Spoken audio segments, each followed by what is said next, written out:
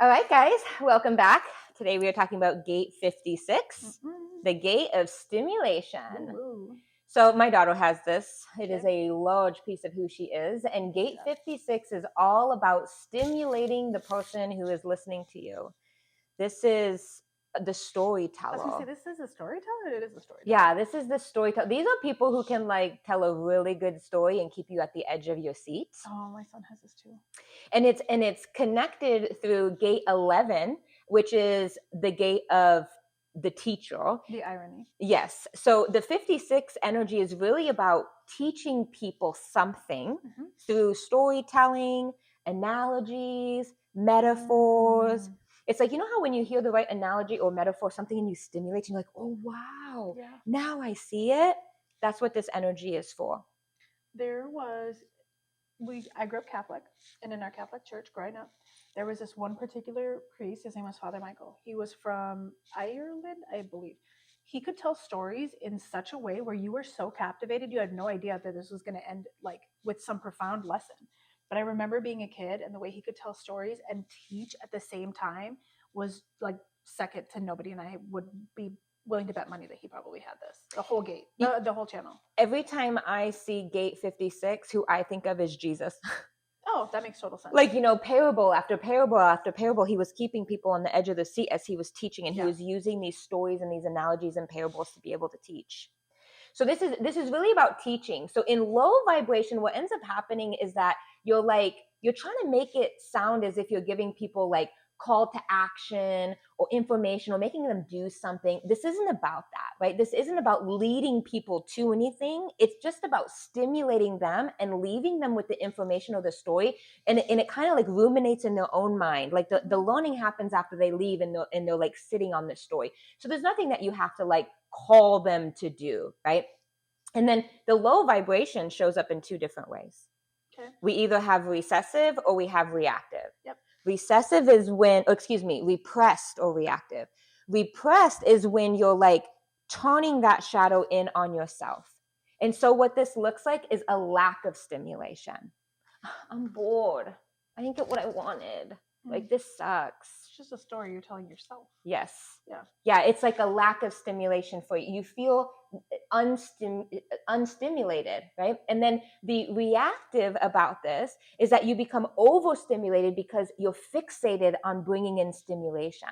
You're the one producing the stimulation when you're in high vibe, but in low vibe, you're like seeking out. You're either mad that the stimulation isn't there, or you're trying to seek it out from external things.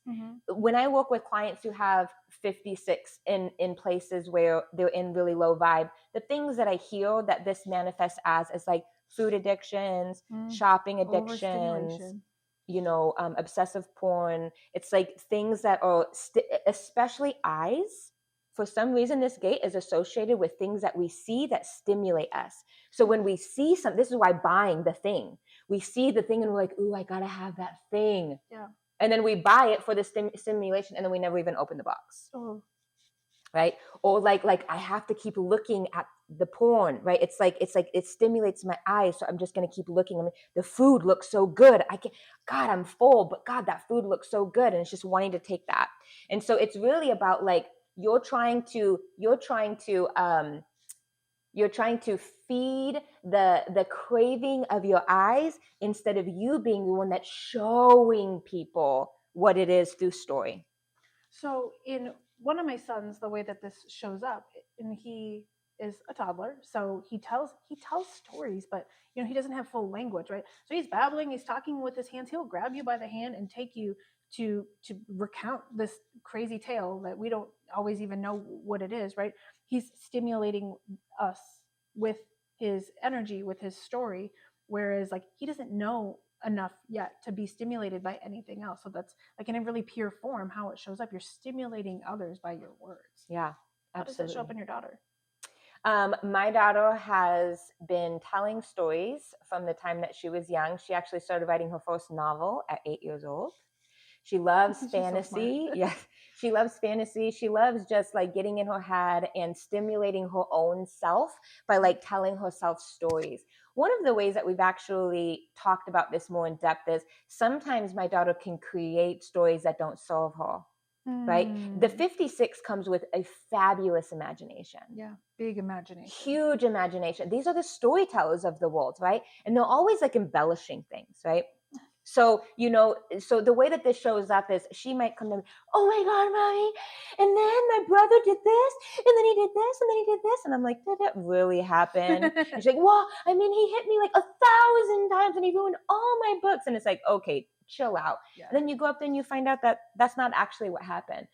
In fact, we like when people with 56 embellish. It's what We're makes here for it. Yeah, like that's what makes the story good. We kind of all know those people who like, I got the fish and it was this big. There's always You one know, in every family. there's always that one. And so it's like we like that, right? But you can't act as though, you can't pretend as though everything that you're saying is fact when you have 56. You kind of have to be lighthearted with it and just let it be expected that this is going to be blown out of proportion. Yeah. And be okay when people in your life that have 56 blow some things out of proportion. Like, just recognize that it's in them to make things a little bit more dramatic, because that's needed to be a good storyteller. The last thing that I'll say about Gate 56 is that neurologically, we are designed in a way where we take in, when there's a story behind something, our brains actually internalize that thing more than if you just have like a list of data. Mm-hmm. And so that's, I think, for me, what's so important to have, why it's so important to have people that are activated in Gate 56 and to be able to tell stories, because it almost like gives us this remembrance of things, or this knowing of things that we can carry forward. Whereas without that, it's just, not only is it just data, it's just so much less fun. Mm-hmm. So that's Gate 56. Okay, love you, mean it. Bye.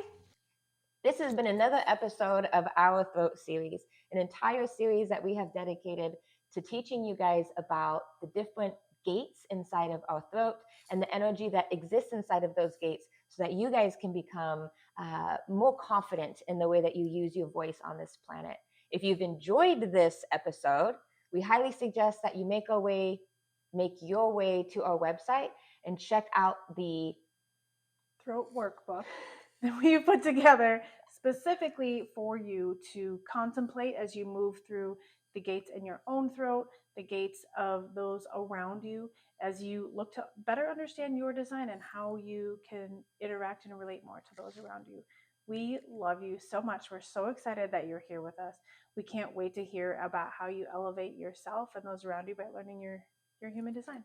I love the fact that you just like supported me when I couldn't find my voice. That's what we're here Isn't for. that so fitting for this entire series? We love you guys. Love you, mean it. Bye. We hope today's show resonated with you. If you want to be the first to hear about our upcoming shows, make sure you follow the Soul Led Duo podcast on YouTube and wherever you catch your podcasts. Check out darcyandsarah.com for show notes, your free human design chart, and other goodies. And we'll catch you next time. Love you, mean it. Bye.